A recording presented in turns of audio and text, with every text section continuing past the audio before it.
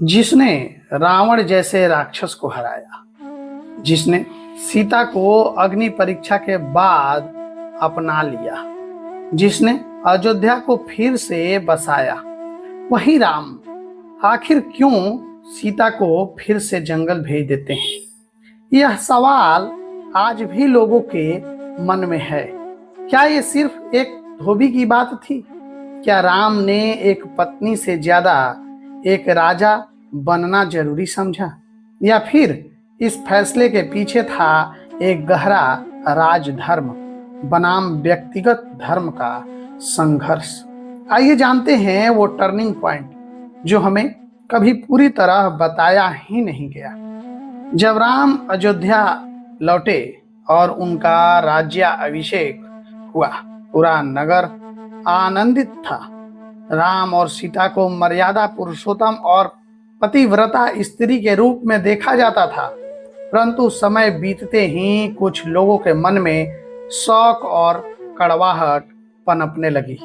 एक दिन एक धोबी ने अपनी पत्नी को घर से निकालते हुए कहा, मैं राम नहीं हूं जो पराई स्त्री को स्वीकार कर लूं।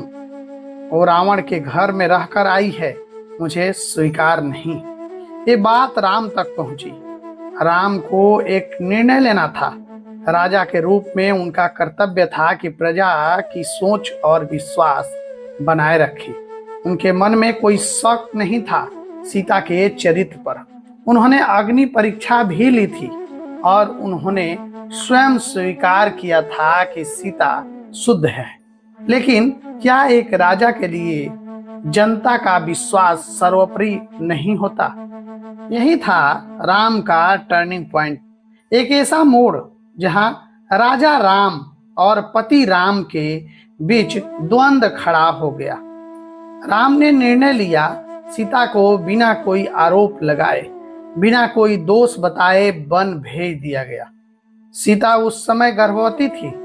एक निर्णय सीता के लिए तो दुखद था ही, लेकिन राम स्वयं टूट गए। और निर्णय धर्म के नाम पर लिया गया सबसे बड़ा बलिदान था। राम ने अपनी भावनाओं को त्यागा, राजा धर्म को निभाया और सीता मां ने भी बिना कोई प्रतिरोध के इस निर्णय को स्वीकार कर लिया, क्योंकि उनके लिए धर्म प्रेम से भी बड़ा था।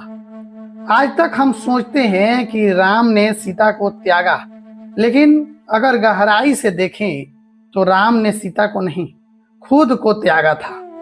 वो एक निर्णय था जहां भगवान भी मजबूर हो गए। कुछ कहानियां सिर्फ भावनाएं नहीं होती, वो हमें हमारे कर्तव्य और बलिदान की गहराइयां भी सिखाती है। जय श्री राम।